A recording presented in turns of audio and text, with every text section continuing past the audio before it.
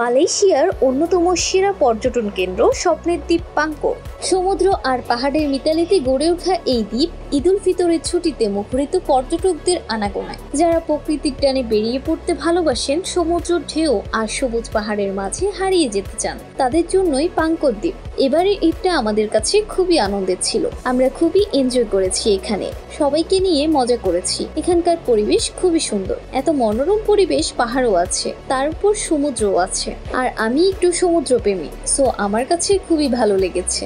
রাজধানী কুয়ালালামপুর থেকে মাত্র 245 কিলোমিটার দূরে অবস্থিত এই ছোট্ট দ্বীপ, যার আয়তন মাত্র 18 বর্গ কিলোমিটার। এখানকার জনসংখ্যা মাত্র 25,000, আর স্থানীয় বাসিন্দারা বেশ সহজ সরল এবং অতিথিপরায়ণ। দ্বীপের মানুষের জীবনযাত্রা পর্যটনের উপর অনেকাংশে নির্ভরশীল, তবে অনেকেই সমুদ্র থেকে মাছ আহরণ করে জীবিকা নির্বাহ করেন। এখানকার রিসোর্টগুলোতে কাজ করছেন অনেক বাংলাদেশীয়। আমি প্রায় একজন স্থায়ী বাসিন্দার মতোই, যেহেতু 5 বছর যাবৎ আছি। এবারের ঈদে আমরা সহপরিবারে এসেছি পাঙ্কোর আইল্যান্ডে। এটিও পাহাড় আর সমুদ্রের সংমিশ্রণে চমৎকার একটি জায়গা।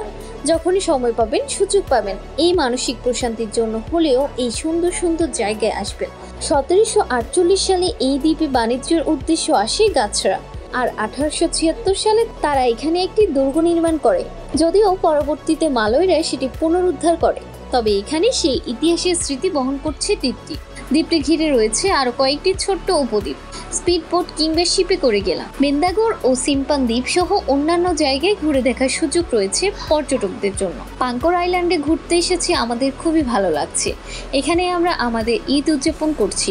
আমি সবাইকে বলবো, একবার হলেও আপনারা এটি ঘুরে দেখে যাবেন। জায়গাটা খুবই সুন্দর। এখানে রয়েছে সমুদ্রের বুকে দাঁড়িয়ে থাকা এক অনন্য স্থাপত্য, মসজিদ আল বন্দর। প্রাকৃতিক সৌন্দর্য আর মননশীল স্থাপত্যের অপূর্ব সংমিশ্রণে তৈরি এই মসজিদ পর্যটকদের মুগ্ধ করেছে। সবুজ নীল আর সোনালী বালির দ্বীপ পাঙ্কো। মালয়েশিয়া এলে অবশ্যই ঘুরে আসতে হবে এই স্বর্গীয় গন্তব্য থেকে।